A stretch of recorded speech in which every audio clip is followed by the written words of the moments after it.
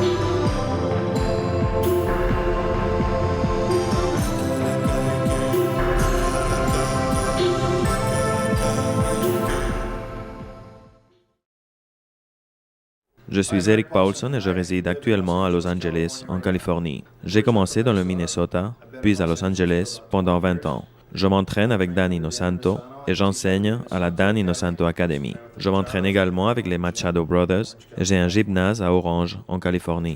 Je suis entraîneur de combattants professionnels et d'officiers de l'armée, de policiers et d'agents fédéraux. Le Combat Submission Wrestling est un mélange de 5 à 10 arts martiaux différents. Muay Thai, French Savate, que nous appelons STX, kickboxing, boxe, boxe occidentale, lutte gréco-romaine, lutte libre et wrestling. Également judo, sambo, catch et catch américain, jiu-jitsu brésilien et shuto au sol. C'est un ensemble de tous ces arts martiaux. J'ai regroupé toutes ces connaissances en une méthodologie pour nous aider à l'entraînement. Pour préparer les lutteurs et faire en sorte que ces arts martiaux soient plus adaptés et plus efficaces pour les civils, les combattants, les policiers et les militaires.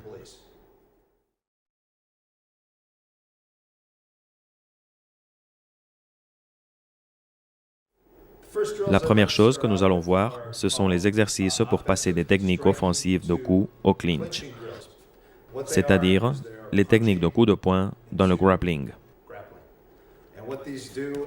Nous appuyons sur le compagnon ou l'adversaire pour l'obliger à se couvrir et pouvoir le renverser. Nous allons le vérifier. Nous allons voir différents renversements et types de coups. Avec moi, il y a César qui sera mon partenaire. Nous allons d'abord voir comment il se couvre, parce qu'il doit le faire. Couvre-toi. D'abord, je lance un faith cross. Je fais semblant de couper pour le tromper et je lance un crochet gauche. Quand j'envoie le crochet gauche, je ne le laisse pas se rendre compte de ce qui se passe. Quand l'adversaire se couvre, je dois agir rapidement. Feinte, je m'incline, je fais un pas et je le renverse. Une fois de plus, feinte avec la droite, crochet gauche, je m'incline, un pas et je me lance sur lui. Nous devons le pratiquer encore et encore. Feinter avec la droite, crochet et je me lance sur lui. Regardez comment je pénètre. Feinte avec la droite, crochet gauche. J'ai la main ici, je m'incline. Je fais un pas, je l'amène vers le haut et je pivote pour le renverser. Nous allons réaliser maintenant ce renversement au moyen d'une saisie des deux jambes de manière plus réaliste.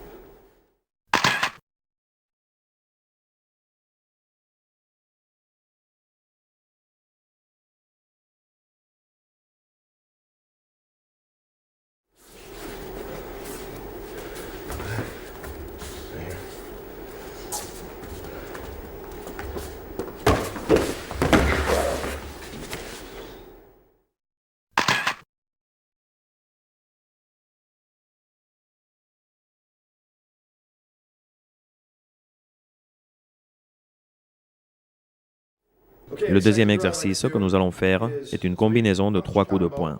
Dans ce cas, sa garde ne fonctionnera pas. Il ne pourra pas suivre mes mouvements parce que je l'attaquerai en haut et en bas. Je frappe 3 fois, haut, bas et haut, pour ensuite me lancer et saisir ses 2 jambes. Nous avons vu avant un coup de poing simple, et je me lançais à ses jambes. Il fallait le faire rapidement. Ce deuxième exercice consiste en un coup de poing haut, un bas et un autre haut. Nous allons faire 1, 2, 3, nous nous baissons et nous nous jetons sur lui pour le saisir. Coup de poing haut, bas, haut, nous nous inclinons et nous nous lançons pour le saisir. Encore une fois, coup de poing haut, bas, haut, nous nous abaissons et nous nous lançons pour le saisir. Quand nous nous inclinons et nous nous lançons sur lui, j'envoie un coup de poing haut, bas, encore une fois haut, bas, haut. Quand je m'incline, je ne dois pas entrer comme ça. S'il vient vers moi avec les bras tendus et essaie de me saisir comme ça, je peux facilement l'attraper. Ou encore, lentement, il vient vers moi et je lui envoie un coup de genou. Pour cette raison, quand il se lance, ses mains doivent être toujours de cette manière. De cette façon, quand je le frappe avec le genou, il peut bloquer et entrer. Pour cela, quand j'essaie de le renverser, je fais 1, 2, 3, et ici, je ne peux pas faire ceci. Mes mains doivent être ici. Et s'il essaie de me frapper avec le genou, je bloque et je rentre. Bien, encore une fois. Coup de poing haut, bas, haut. Nous descendons, un pas rapide vers l'avant et nous le renversons.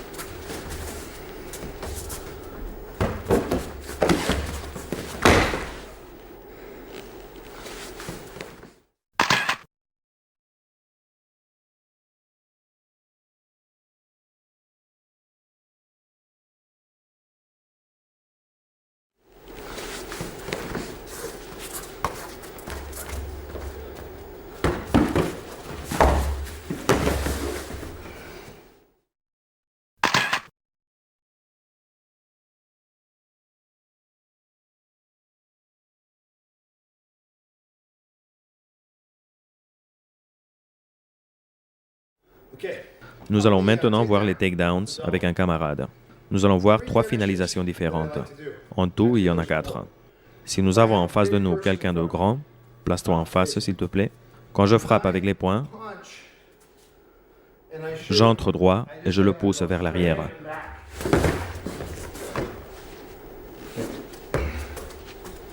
L'objectif de ma saisie, c'est de l'amener vers l'arrière, même ici. C'est comme faire un plaquage vers l'avant en course. La deuxième manière, c'est, quand je saisis ses 2 jambes, de cette façon, je le soulève. J'entoure ses jambes avec les bras, je saisis mon poignet, et je le pousse vers le haut. Je le fais pivoter avec ce mouvement. De nouveau, à partir d'ici, et immédiatement, je déplace mon bras. Je saisis sa tête et je lui applique une clé. Ou bien,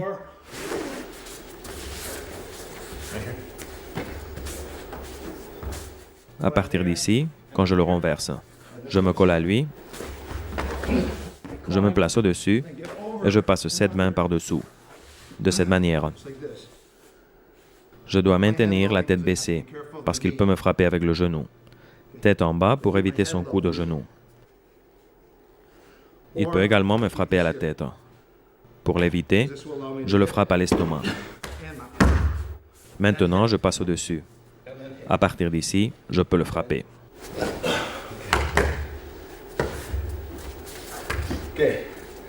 Bien. Maintenant, nous allons voir la finalisation suivante. À partir d'ici, je le saisis et je le renverse. De ce côté, la même chose. Je frappe en haut et en bas. Je le pousse vers le haut et je mets ici la jambe. « 75% des gens, quand vous leur faites une saisie des deux jambes, ne connaissent aucune manière de contre-attaquer. Pour cela, la plupart des gens ne peuvent éviter le renversement. Si je suis ici, j'essaie d'accrocher sa jambe et de le déplacer vers l'arrière. Ensuite, je l'accroche de l'autre côté. Je contrôle sa hanche, je contrôle sa tête.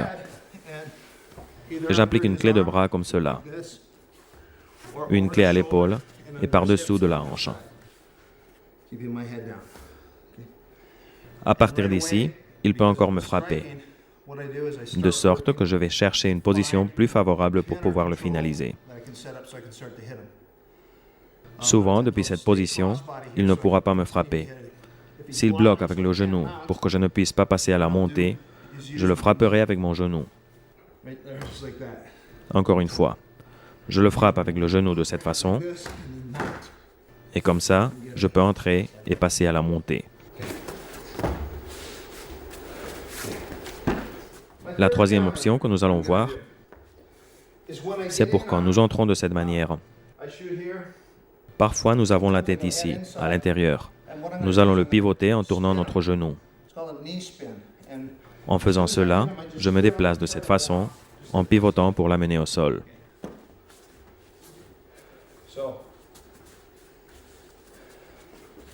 À partir d'ici, j'entre en dessous, je bouge cette jambe et je pivote pour l'amener au sol. On peut également faire ceci. S'il assure sa position de cette façon, nous réalisons le même type de pivot. Une fois de plus, comme vous pouvez voir, quand il assure sa position, je vais monter ma jambe. Il s'incline, je pousse son genou vers l'intérieur et observez comment je déplace mon autre pied. Maintenant, je peux le contrôler.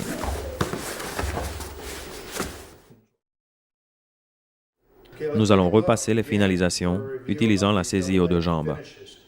Nous avons les entrées, les manières d'entrer. Nous cherchons à le saisir par les jambes pour pouvoir le finaliser. L'adversaire peut essayer de l'éviter. Il peut reculer, nous accrocher avec les deux mains, nous freiner, aller sur le côté, assurer sa position, reculer une jambe. Il peut faire plusieurs choses pour l'empêcher. Nous allons établir la position pour la saisie double aux jambes. Souvent, pour éviter que l'adversaire n'assure sa position en ouvrant les jambes, quand je réalise une saisie double, je vais prendre mon poignet.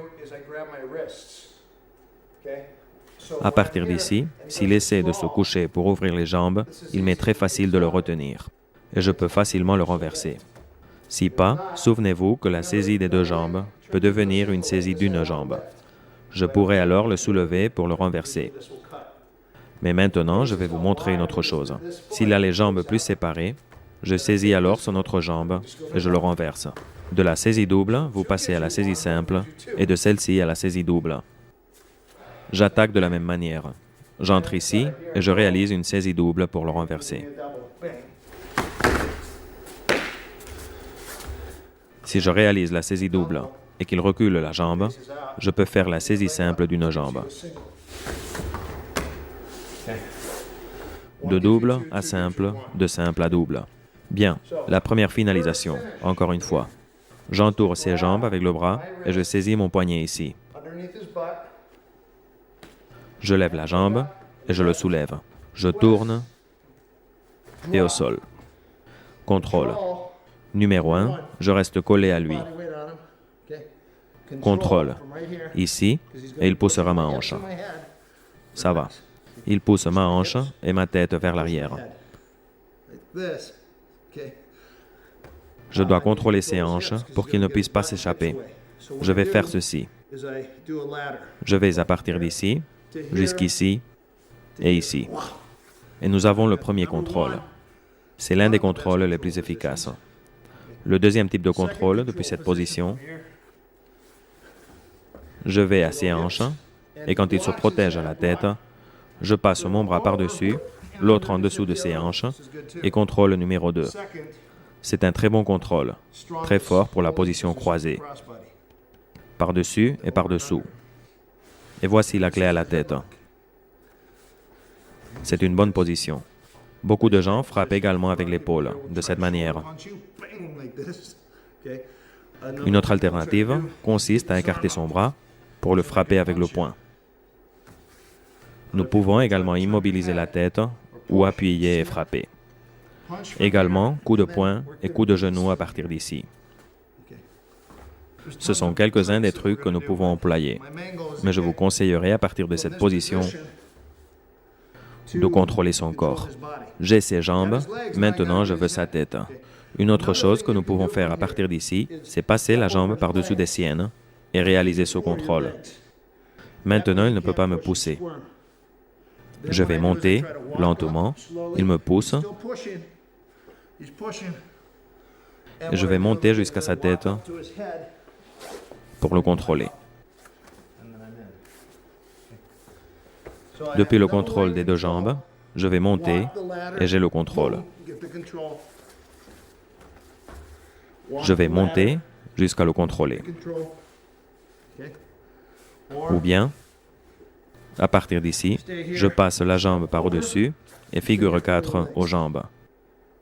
Ou bien, je passe d'abord l'autre jambe par en dessous et j'accroche avec l'autre jambe, avec le genou appuyé. Il me pousse et je n'ai qu'à monter jusqu'à le contrôler.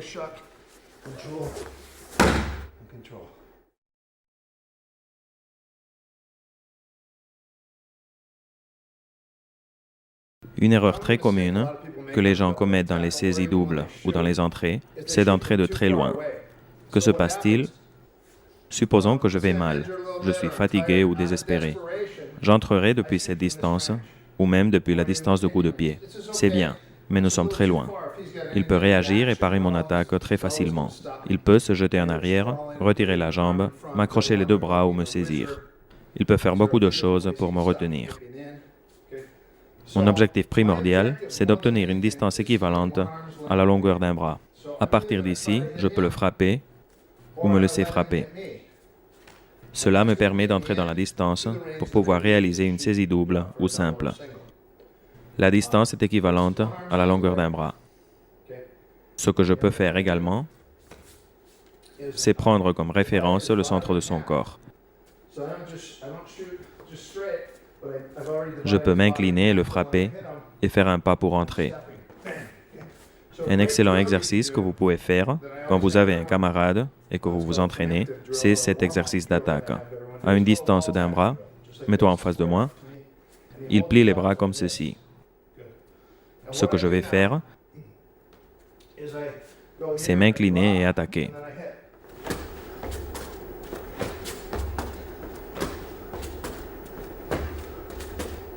Nous changeons de l'autre côté, la même chose. Je vais en haut, je m'incline et j'entre.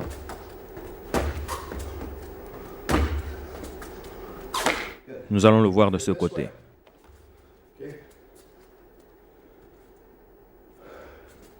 La tête de ce côté et ma jambe se déplace vers l'avant.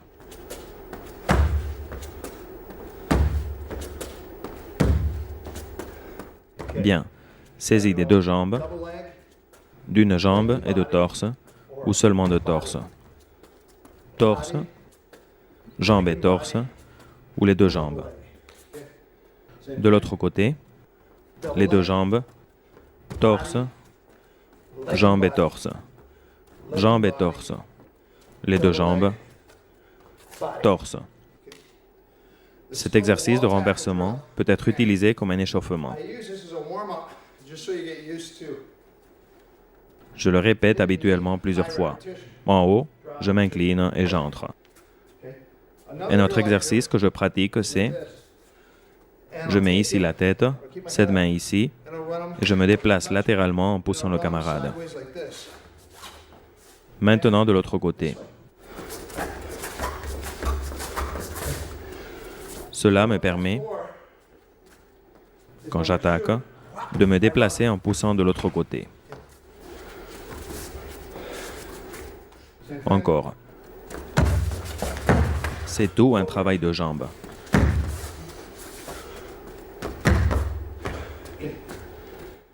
Nous pouvons le faire à un haut niveau ou à bas niveau. Au niveau bas, on a ceci. Je m'incline, je fais un pas. Ouvre les jambes, s'il te plaît. Je m'incline, je fais un pas vers ses pieds. Le mouvement n'est pas celui-ci. C'est une erreur très commune. Si nous saisissons ici, nous sommes déséquilibrés. S'il met les hanches et me pousse, il me déséquilibre. Pour cette raison, quand j'entre, je m'incline, je fais un pas et un autre pas en montant. Je pivote et je le renverse. Nous allons le faire rapidement.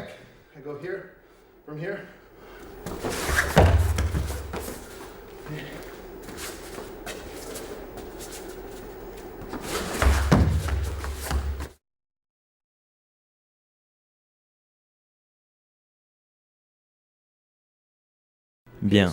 La deuxième finalisation que nous allons faire s'appelle touch and go, toucher et sortir. C'est comme lancer une pierre sur l'eau, la faire sauter sur l'eau.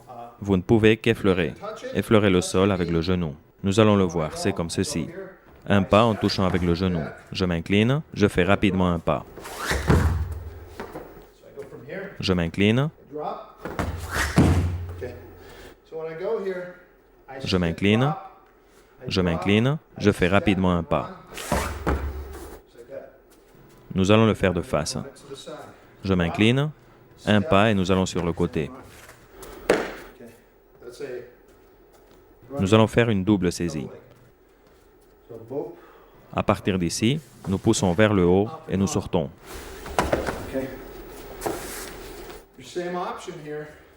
Cette même option est utilisée comme nous sommes ici. Je fais un pas et je sors en le renversant. Si vous faites plusieurs pas, il sautera en l'air. Nous attaquons comme ceci.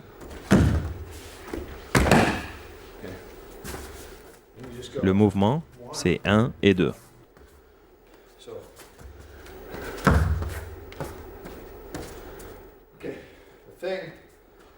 Un aspect important de la saisie double, ce sont les genoux. C'est la deuxième finalisation que nous allons faire. 1, 2 ici, un pas vers le haut et nous sortons pour le renverser. Maintenant, la troisième finalisation. À partir de cette position, en accrochant sa jambe. Si ses jambes étaient plus en arrière, il me serait difficile de les accrocher. Ma tête doit rester ferme, parce que si elle ne l'est pas, l'adversaire pourrait me faire une clé de cou comme ceci. Pour cette technique, ma tête doit être ferme et collée à son corps. Maintenant, je fais un pas et j'accroche sa jambe. Je tire vers moi et je le renverse. De nouveau, je le saisis et j'accroche la jambe. S'il recule la jambe, j'accroche l'autre jambe. Le mouvement est celui-ci.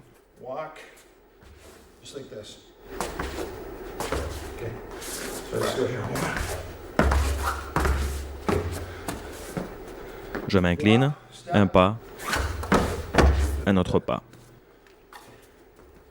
De nouveau à cette distance, je m'incline, un pas et crochet à la jambe.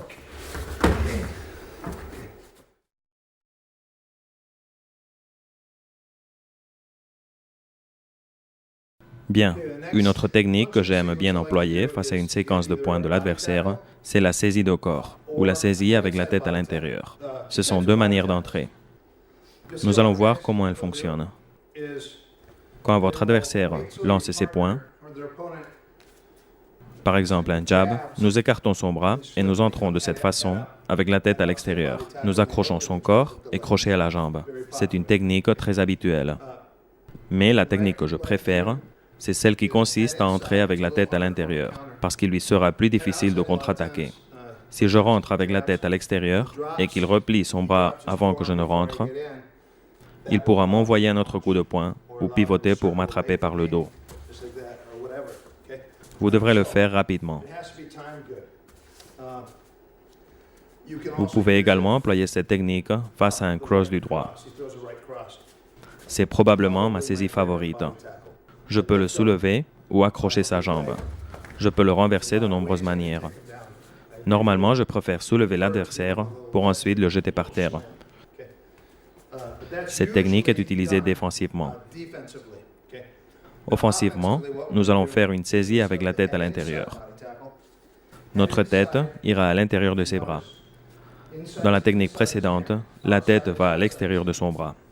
Beaucoup de gens disent que la saisie avec la tête à l'extérieur est très vulnérable parce qu'on peut nous faire un étranglement.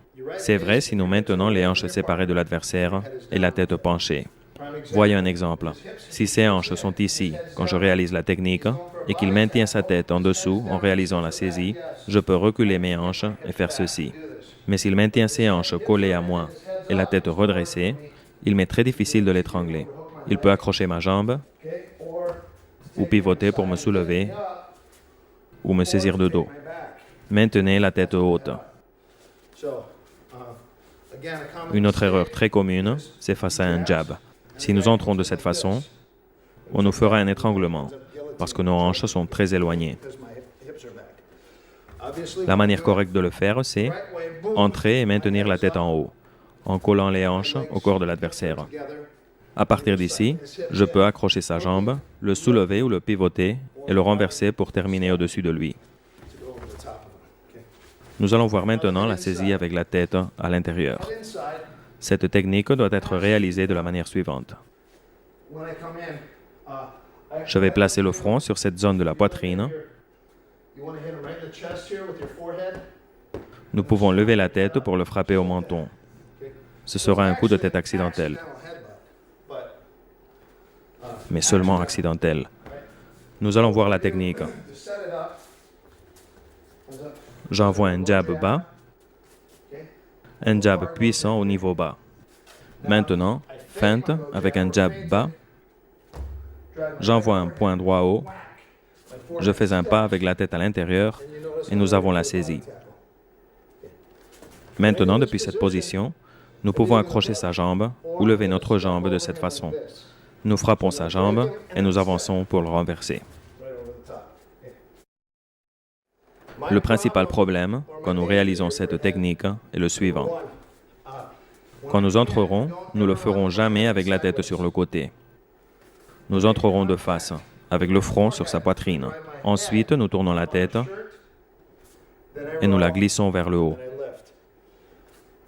Avant d'entrer, nous lançons le poing droit. Il le bloque et maintenant nous entrons en frappant sa poitrine avec le front. Nous levons la tête pour le frapper. Maintenant une variante avec saisie d'une jambe. Point droit, nous entrons, nous saisissons la jambe et nous tirons dessus pour le renverser. Cela s'appelle serpent simple. De nouveau, et nous saisissons la jambe. La saisie avec la tête à l'intérieur commence dans cette position. Nous mettons la tête et maintenant observez. Position montée.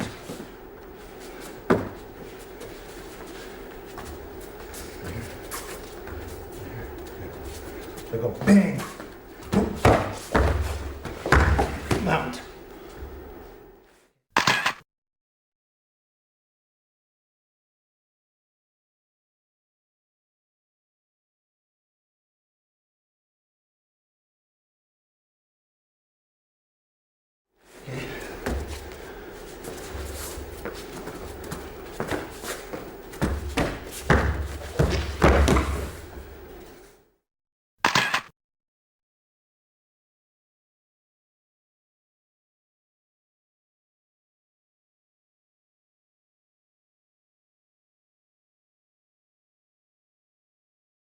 Il faut tenir compte dans cette technique du fait que si nous appuyons avec la tête contre l'adversaire, il nous renversera très facilement. Nous allons le voir. Il envoie un jab bas, feinte, envoie le poing droit et entre en saisie avec la tête à l'intérieur. Nous allons nous tourner pour que vous le voyez mieux. À partir d'ici, je peux facilement pivoter et l'amener au sol. Voici une autre manière d'éviter ceci. Je lance le jab, le poing droit, j'entre avec la tête à l'intérieur, et maintenant, si je pousse avec la tête, il pliera les genoux. Si avant que je ne pousse avec la tête, il essaie de m'étrangler, je m'incline et je passe dans son dos. C'est une bonne position. À partir d'ici, il m'est très facile de m'incliner, de saisir les jambes pour le renverser et de le contrôler. Également, depuis le dos, nous pouvons faire un pas pour le déséquilibrer et le renverser. Maintenant, nous passons dans son dos. Le secret de cette technique consiste à appuyer la tête. Cela lui empêchera de nous renverser et s'il essaie de nous étrangler, nous pourrons facilement sortir la tête. La tête ne doit pas être trop en haut. À partir d'ici, nous pouvons le renverser de cette façon. Une fois au sol, nous passons dans son dos.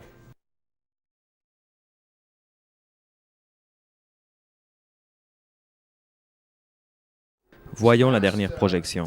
Supposons que quand vous essayez la saisie, l'adversaire réalise un sprawl très rapide. Il se laisse tomber et écarte rapidement les jambes. César va réaliser un sprawl pour que vous le voyez. Un sprawl standard. Maintenant, un sprawl de mi-côté. Maintenant, de l'autre côté. La plupart des combattants de haut niveau le font d'un seul côté, même s'ils se laissent tomber de face. Sprawl sur une hanche, au lieu de tomber avec les deux hanches. Ce que vous avez vu est bien pour l'entraînement, mais à un niveau supérieur, le sprawl se réalise en touchant d'abord le sol avec la poitrine. Pour un sprawl de base, on aurait ceci. 1, 2, 3 avec les hanches.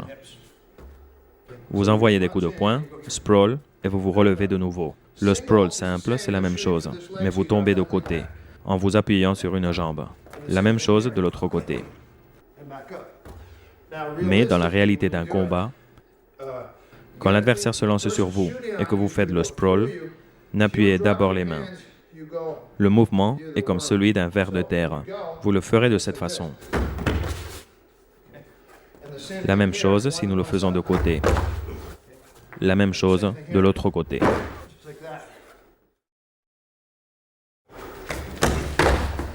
Vous devez faire le sprawl de cette façon.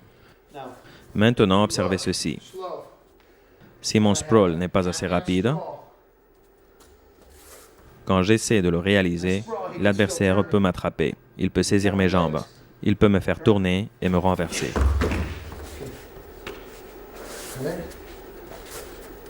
De sorte que lorsqu'il attaque, nous ferons ceci. Cela me permettra d'appuyer mon poids sur lui et de passer dans son dos. Quand il attaque, j'appuie mon poids sur lui. Je contrôle cette zone et cette autre.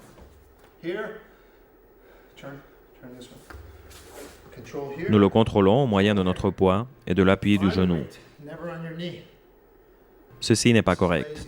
Nous devons lever la hanche pour appuyer tout notre poids sur lui et pouvoir nous déplacer pour passer dans son dos.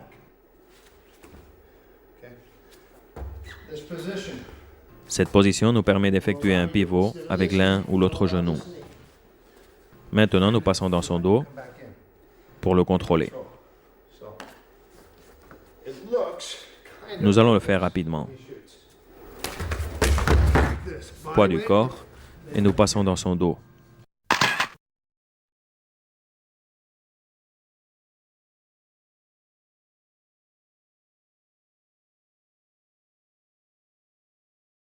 Nous allons voir le cas d'un sprawl de vitesse moyenne. C'est correct. C'est un sprawl de niveau intermédiaire. Le problème, c'est que l'adversaire peut facilement y faire face. L'adversaire parviendra en effet à attraper nos jambes. Son objectif est de nous finaliser. La finalisation que nous pouvons faire face à ce type de sprawl se base sur ce mouvement que je vais vous montrer. Je suis dans cette position, je saisis ses jambes, je lève cette jambe, j'appuie sur ce genou, je tire sur son genou, je pousse avec la tête et je pivote sur le genou d'appui. À partir d'ici, un pas et je pivote. Un pas et je pivote. Nous allons le pratiquer avec le compagnon. Position initiale. Je m'incline et je le saisis, mais il réalise le sprawl. De cette manière. Je tiens ses jambes, mais ses hanches poussent vers le bas. Je dois lever une jambe et maintenant pivoter sur le genou d'appui et tirer sur son genou vers le bas. C'est un pivot de genou. De nouveau, pivot de genou. Nous sommes en position et il réalise le sprawl. Il me tient fortement par la poitrine et pousse avec ses jambes vers le bas. Que puis-je faire ici? Ici, je ne peux pas m'échapper. Je relève ma tête et je soulève une jambe. Un pas, pivot de genou et je le renverse. Nous allons continuer de le pratiquer à partir d'ici. Position initiale, sprawl.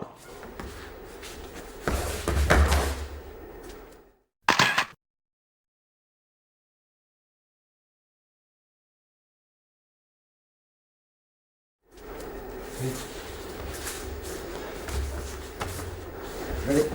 Sprawl.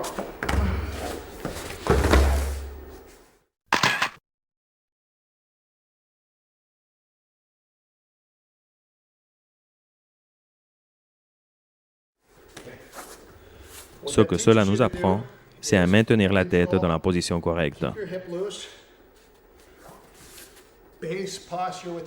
Maintenir aligné la tête, la poitrine et le genou. Un pas et pivot de genou. Pivot de genou.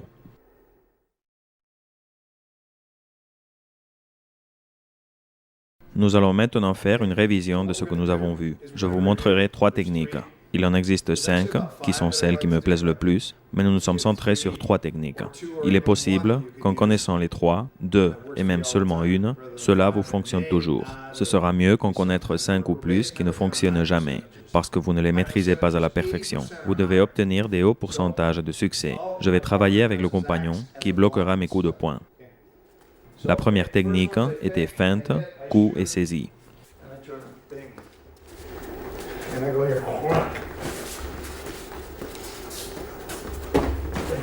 La seconde était le high, low, high. Haut, bas, haut. Je m'incline et je renverse.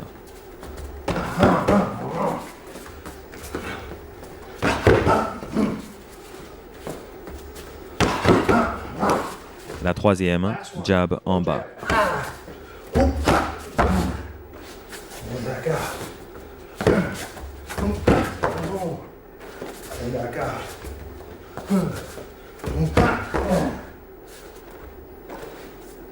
Mon compagnon bloque mes coups. Ainsi, nous réalisons l'exercice.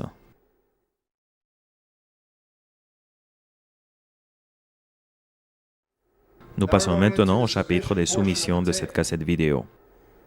Il y a essentiellement 10 positions. Bien sûr, il en existe beaucoup plus, mais il y a 10 positions avec lesquelles nous travaillons pour comprendre les soumissions. La numéro 1 est la position montée. La 2 est la position à genoux. La 3 est la position de garde. La 4 est la croisée. Et la 5 est le contrôle de dos. Ce sont les 5 positions de base que vous devrez connaître. Montée, croisée, garde, à genoux. Celle-ci s'emploie lorsque l'on vous saisit et que vous faites le sprawl ou quand vous êtes à genoux et que vous voulez le renverser. La dernière est le contrôle de dos, que ce soit sur le dos ou sur le ventre. Ce sont les 5 positions de base. Il existe 5 autres positions secondaires qui sont la demi-garde, le genou sur l'abdomen, nord-sud, kesigatame et kosuri kosigatame, et garde ouverte. Ce sont d'autres positions possibles. Nous allons maintenant étudier la position croisée, crossbody. Si l'adversaire a son bras ici, je pourrais m'en libérer de 3 manières différentes.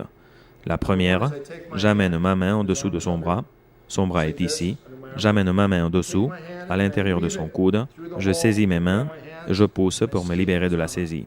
De nouveau, je passe ma main par ici et je romps sa saisie. Si sa saisie est très forte, nous utilisons les points de pression. Ce sont des points nerveux. Le point numéro 1 se trouve ici, sur l'épaule, le numéro 2 sur la joue, le numéro 3 sur le cou. Bien sûr, quand je m'entraîne avec mes amis, avec mes camarades, je ne vais pas les frapper fort sur ces points avec le coude. Il s'agit de mon compagnon d'entraînement. Mais dans un combat, je m'y emploierai au maximum. Je pousserai de toutes mes forces sur ces points. Je peux pousser, planter le coude ou le frapper comme ceci pour me libérer de son bras. En frappant de cette façon, l'adversaire libérera sa saisie pour se défendre. Je pourrai alors attaquer. De nouveau, le premier mouvement, comme ça. Dans le deuxième mouvement, nous employons le coude sur l'épaule ou sur la joue, juste sur ce point ou sur ce point du cou. La joue ou le cou pour qu'il libère sa main et le contrôler. Parfois, son bras me saisira comme ceci. Dans ce cas-là, je peux faire ce mouvement. De nouveau, je tire sur son bras en maintenant la tête en haut. Je peux également saisir son bras avec les 2 mains et tirer sur lui pour rompre sa saisie. Il essaiera de bouger son bras. Vous devez seulement bien maintenir la saisie, le laissant bouger son bras. Dès qu'il le bouge, vous pourrez réaliser une clé de bras. De nouveau, numéro 1 ici, numéro 2 ici, ici ou ici, point nerveux. Numéro 3, son bras est ici. Je saisis fortement son bras et je pousse vers le bas. Je lève la tête et je pousse avec l'épaule. Ou bien, à partir d'ici, je saisis son bras avec les 2 mains et je le tire aussi loin que possible. Une fois qu'il essaie de le bouger ou de le plier, vous pourrez appliquer une clé de bras. La position suivante qui peut se produire, c'est lorsque son bras se trouve de ce côté. Si son bras est ici, nous faisons la même chose. Nous saisissons et nous tirons de lui jusqu'à cette position. Ou bien nous passons son bras en dessous et avec l'autre, nous saisissons ici et nous passons à cette autre position pour réaliser une clé de bras. Si son bras est dans cette position, plié en dessous du mien, cela me permettra de changer de position et de saisir son épaule pour faire cette clé en appuyant vers l'extérieur. De nouveau, nous appuyons et nous tournons. Nous pouvons également passer à cette autre position pour le contrôler en appuyant tout notre poids sur lui et nous libérer de son bras. Si vous observez, son bras peut être ici, ici, ici ou ici. Pour éviter la soumission, j'ai vu certains lutteurs faire ceci dans leur combat. Ils cachent leurs bras en dessus du corps pour que nous ne puissions pas l'attraper. Il y a des gens qui font ce type de folie. Mon objectif, c'est d'atteindre son bras. Nous faisons comme ceci. Les positions peuvent être bras en bas, bras tendus, bras en haut et pliés vers le haut. Mains vers le haut et vers le bas. Quand la paume se trouve tournée vers le bas, en direction de ses pieds, nous saisissons son poignet et sa main. Nous ne l'attrapons pas comme ceci. C'est correct, mais nous aurons un meilleur contrôle si vous le saisissez comme un accélérateur de moto. Nous saisissons la poignée et la main de manière à pouvoir passer d'une clé de coude à une clé de bras.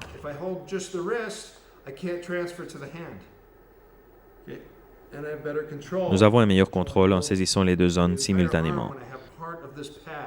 Il suffit de tourner sa main de cette façon.